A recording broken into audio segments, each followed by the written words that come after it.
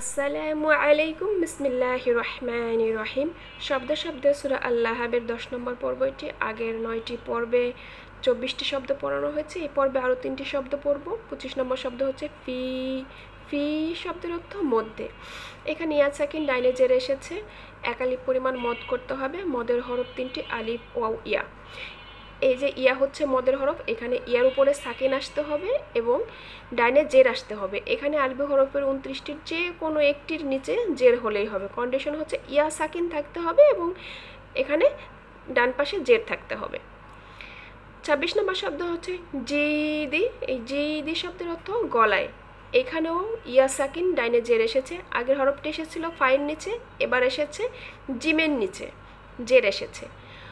এখানেও এক আলিফ পরিমাণ মদ করতে হবে, কারণ ইয়া সাকিন ডাইনে জের এসেছে।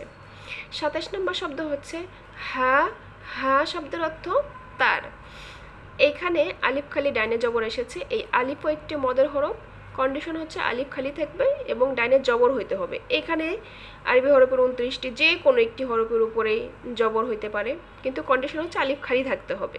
তাহলে আলিফ খালি ডাইনে জবর যখনই দেখব তখনই এক আলিফ টেনে পড়ব।